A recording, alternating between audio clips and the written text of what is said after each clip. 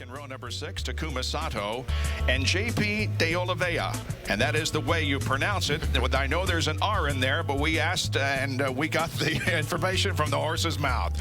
In the 7th, 9th, 10th, 11th, and 12th right here. Marco Andretti running in 9th, then Sato.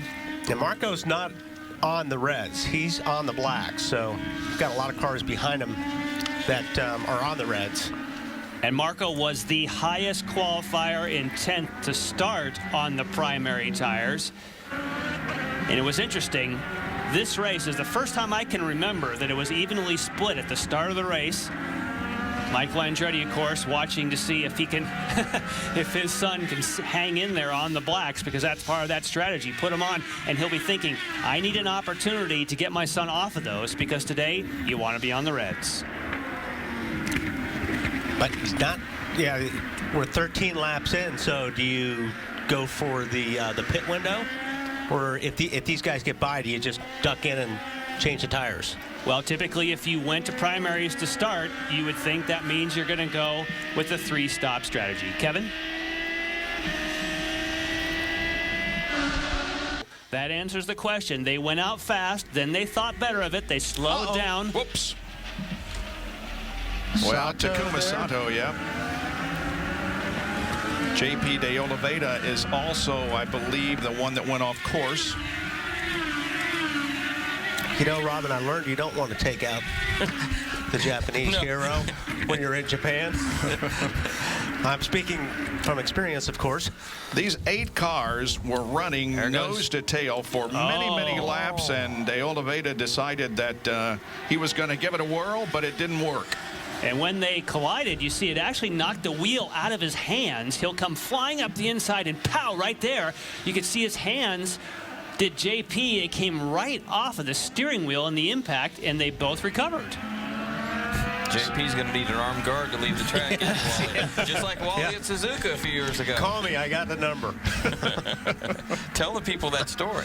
Oh, it was a cup race when I was in Suzuka, and I happened to take out the Japanese hero with about 4 laps to go, so I wasn't really popular when I was leaving Japan. Way to go, Wally. What were you thinking? This is Ryan. And de Oliveira is pulling off course. Maybe out of fuel. This could bring out a full course caution. Car is just shy of pit entrance. So what you...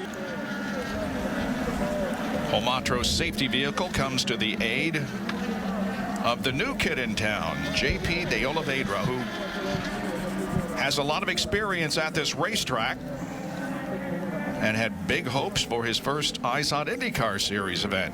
And he was fast from the very first practice, being the reigning Formula Nippon champion, and raced here, in fact, won in his last 2 appearances here, so definitely a circuit specialist. And he dropped the line, so they're going to have to take that back to him again.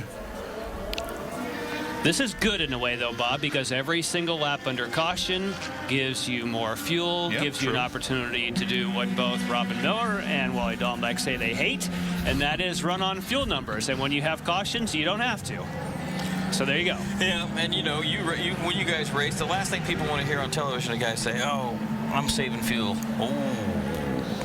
Yeah, he locked the right front up, and it just quit turning. Unfortunately, Sato helped him slow down.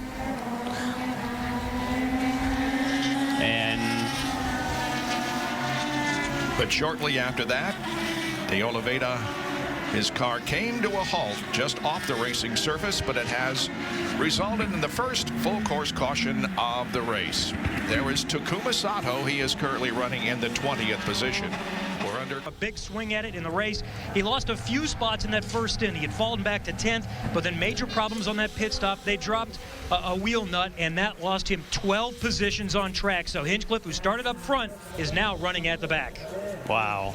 Yeah, back in 20th position. And de Oliveira has jumped out of his car. My Japanese isn't very good, Bob, but I believe there's a bounty on him. He was told to get out of the car, and get in a track cab, and get the hell out of Dodge and head for the airport. And he is a fan favorite, actually, or was a fan favorite, I should say, here in Japan, having raced here a lot. And that was part of the reason why he had an opportunity to run an IndyCar, because he's run lots of laps here in other series. And as Brazilian JP de Oliveira into an IndyCar here today. And an exit for you. A fuel pressure pump issue is what took you out. But before that contact with Takuma Sato, tell us what happened. Yeah, it was a shame about the fuel pump, the fuel pressure. I just lost fuel pressure, and they told me, yeah, the fuel pump, you know, was broken. But yeah, before that, I had a clear run in Taku, and you know, I didn't think I was too optimistic. I was on the inside already, and he just decided to turn in. So fortunate, you know, these things happen in racing. I think it was possible to avoid, but you know, it's a shame because my race I really wanted to get to the end. But you know, I think with this problem, we probably wouldn't have got it anyway. So, but anyway, I think it was a good first race, and you know, look forward for next time. Okay, hope to see him again. He is, by the way, won here the 2 years in Formula Nippon. He is in for Sebastian Saavedra, who's been in this 34 Conquest car. Dylan Battistini is going to take his rookie test. He won 3 races a couple of years ago in lights, and he might be in this car when we get to Kentucky. interesting. And I know we're going to get letters saying, oh, you pronounce his name wrong because there's an R in there. It should be de Oliveira, but he says de Oliveira, so that's the way we pronounce it. Bob, don't worry about those letters. Well, What are you going to worry because I always about get the letters? The heck with those letters.